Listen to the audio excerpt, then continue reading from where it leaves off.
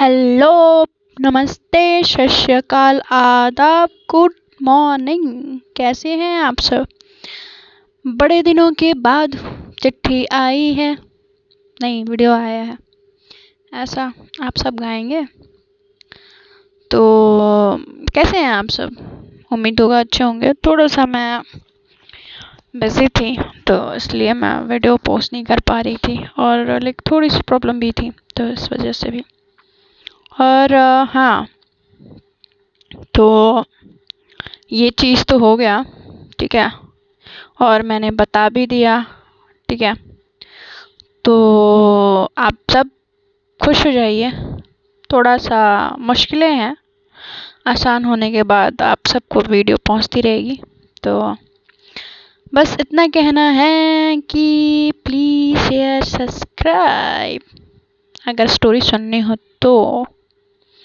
कि ये यूट्यूब वाले कुछ ऐसा नियम बनाना चाहिए जो सब्सक्राइब करे वही स्टोरी सुन पाए। ऐसा क्यों? सही बोला ना? नहीं यार, ठीक है, कोई बात नहीं, हम आगे बढ़ते हैं। अब सबकी दिली ख्वाहिश है, जब बिना सब्सक्राइब करे ही सुनना है तो ठीक है, हम क्या ही कर सकते हैं। और हाँ, थोड़ा सा ये भी था कि सब्सक्राइबर नहीं बढ़ रहे हैं, तो इसीलिए मैंने थोड़ा सा मेरे को मन नहीं हो रहा था यार, क्या करूं, और परेशान भी थी तो थोड़ा। चलिए, ये तो हो गई मेरी बातें और आप सब ने सुन ली मेरी बकवास, तो मैं आगे बढ़ती हूँ और आप सबको सुनाती हूँ आपकी फेवरेट क्या ये मोहब्बत है क्वेश्चन मार्क, ठीक है। तो आप लोगों ने तो जान ही लिया होगा कि क्या मैं पोस्ट करूँगी, तो चलो ठीक है, ये हो गया। और स्टोरी में बढ़ने से पहले क्या, कुछ नहीं, स्टोरी में ही आगे बढ़ेंगे, ठीक है। तो पढ़ते हैं। अरे हाँ हाँ यार, ओए होए, किसके किसके लिए कौन कौन व्रत मतलब फास्ट रख रहा है। करवा चौथ जो आ रहा है भाई, जो जो लोग जोड़े में हैं उन सबको हार्दिक बधाइयाँ। जो तुम्हारे होने वाले या होने वाली आप सबके लिए, आपके लिए फास्ट रखें और वो खुशनसीबी सबको नसीब हो। हम यही दुआ करेंगे। और किसकी किसकी वाली या किसके किसके वाला, किसके किसके लिए रखने वाला है, ये मुझे ज़रूर कमेंट बॉक्स में बताना। तो चलिए बढ़ते हैं स्टोरी में। तो हम सब ने सुना लास्ट में कि हमारी जो हमारी अव्यांशी होती हैं वो छोड़ने जाती हैं रैना को, और ये इनके दोनों के बीच में ये प्यारी प्यारी जो नोक झोंक हो ही रहती है, तब तक उनकी नज़र जो होती है अव्यांशी की पड़ती है रैना के पीछे मॉम पे। तो देन अब आगे, तो चलिए, तो इनकी मॉम धीरे धीरे आगे आती हैं और कहती है कि बेटा तुम दोनों यहाँ पे क्यों, बाहर क्यों हो, चलो अंदर चलो ना।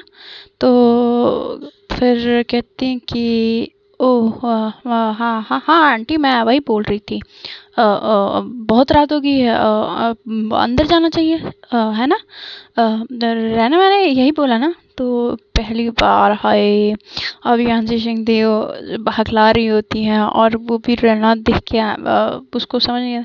हाँ हाँ मैम, मैं तो इनको बोल ही रही थी चलो ना घर पे कॉफ़ी पी के जाना। तो आप छोड़ने आई ये तो आ जाती नहीं, कहती कि नहीं आंटी काफ़ी लेट हो गया था ना, तो मैंने सोचा कि मैं घर जा रही थी। तो और उनकी नज़र जैसे उनके पैरों पे पड़ती है तो उनका जूता उनके पैरों में नहीं होता है। तो कहती हैं कि बेटा ये नया कोई फैशन है क्या कि जूता जूता कहाँ है, छोड़ दिया क्या कहीं? तो कहती कि आंटी जूता जूता जूता, रहना बोलती हैं कि माँ वो जूता गाड़ी में है। तो उनके पैरों में बहुत दर्द हो रहा था तो उन्होंने जूता निकाल दिया था। कहती है ओहो ठीक है बेटा, चलो जल्दी से मैं तुम्हारे पैरों में मसाज कर देती हूँ, देन तुम चले जाना, अगर बुरा ना लगे तो डिनर भी हमारे साथ कर लो। तो कहती हैं कि हाँ हाँ आंटी, क्यों नहीं, क्यों नहीं, ज़रूर चलिए।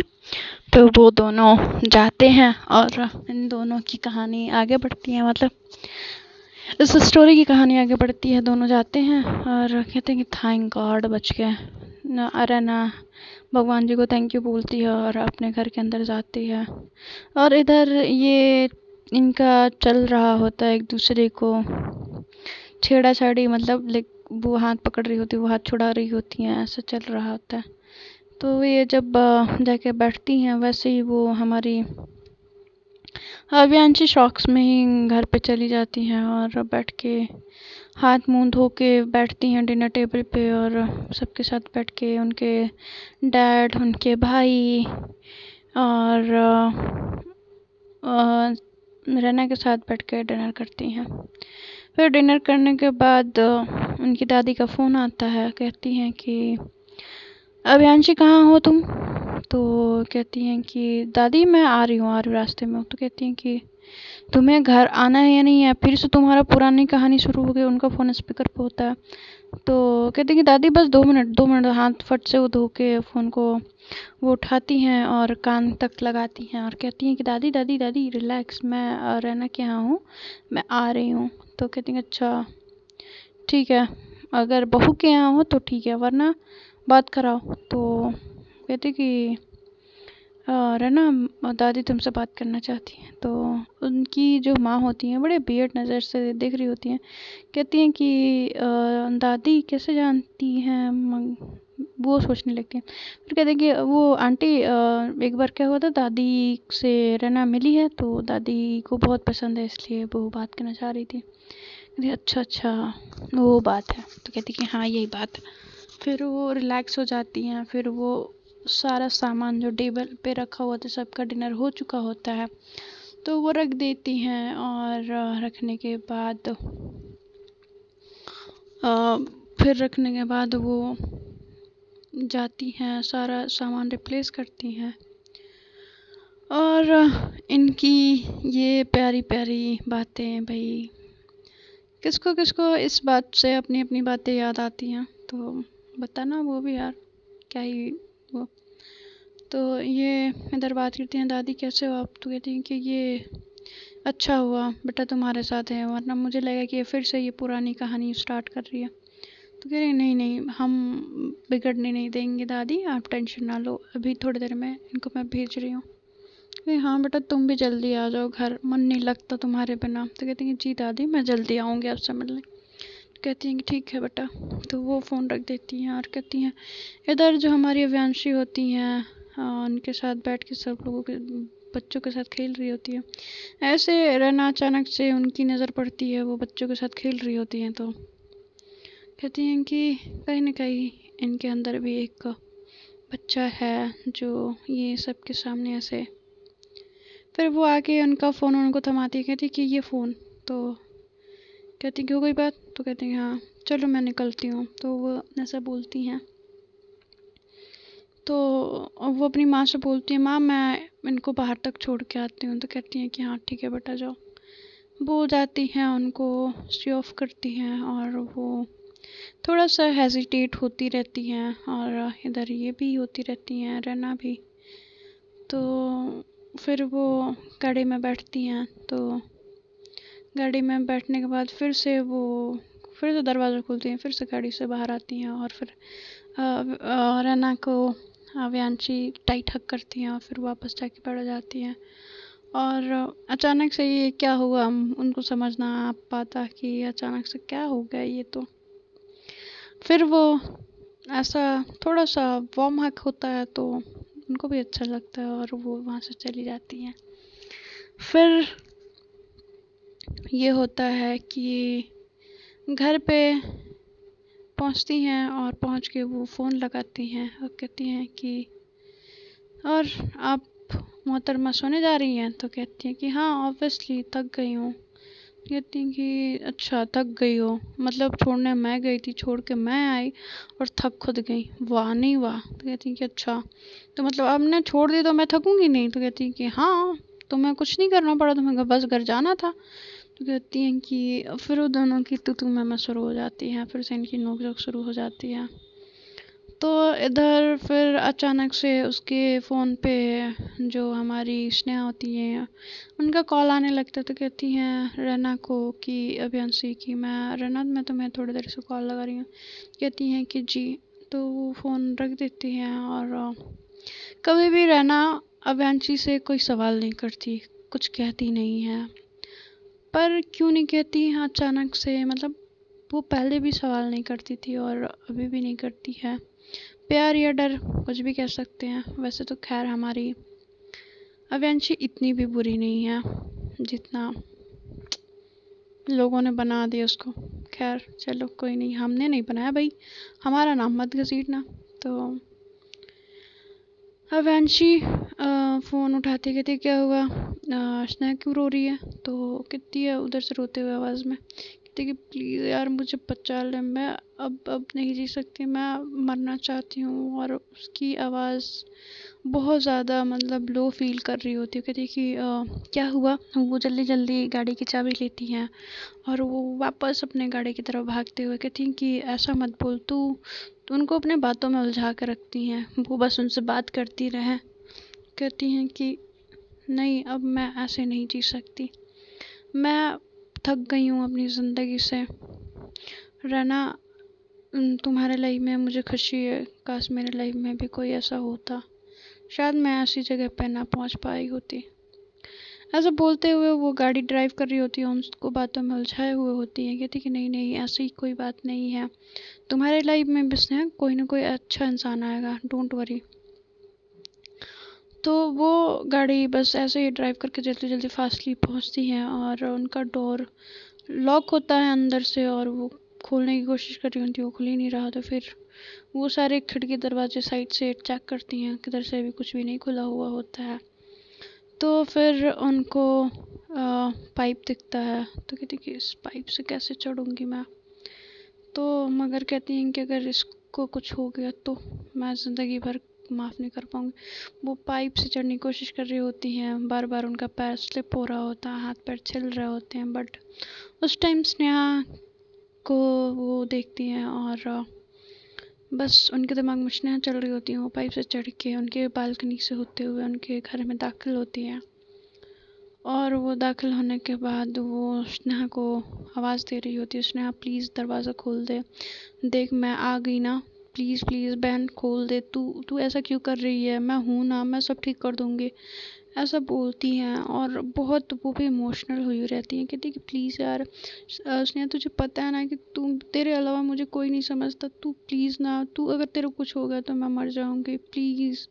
तो ये जब बात कहती हैं तो जो हमारी स्नेहा होती हैं वो आती हैं, दरवाज़ा खोलती हैं और उन्होंने अपने हाथ की वेन काट ली होती है और उनके हाथ में उनका उधर साइड में जो सोफ़ा होता है उधर उनका फ़ोन पड़ा हुआ होता है और वो उस फ़ोन को देखती हैं और उसमें एक वीडियो होता है जो कि उनके कुछ पर्सनल मोमेंट्स के फ़ोटोज़ होते हैं और वीडियोज़ होते हैं और वो सोशल मीडिया अकाउंट पे होते हैं। तो वो कहती हैं कि प्लीज़ प्लीज़ श्रेया तू आके मत बंद करना प्लीज़, मैं तेरे को कुछ नहीं होने दूँगी, ऐसा बोलती हैं और वो उनको अपने बाहों में उठाने की कोशिश करती होती है। बट थोड़ा सा हैवी वेट की होती हैं स्नेहा, तो वो उठा नहीं पाती हैं।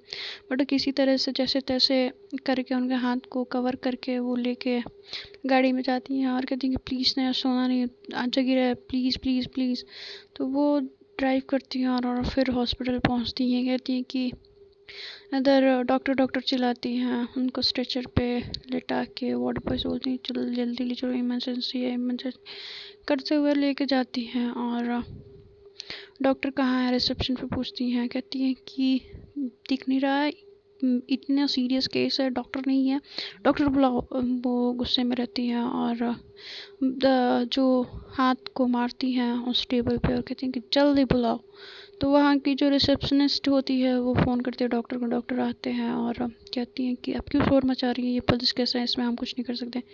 कहती है कि तुम्हें पता नहीं कि तुम किससे बात कर रहे हो, अगर अभी इलाज नहीं किया ना तो तुम्हारी हॉस्पिटल में बंद करवा दूँगी। तो ऐसा बोलती हैं और एक बहुत इंटेंस लुक देती हैं उसको डॉक्टर को और उनके आँखों में देखते हुए उसको थोड़ा सा तो एहसास हो जाता है कि हाँ ये ऐसी वैसी कोई इंसान नहीं है।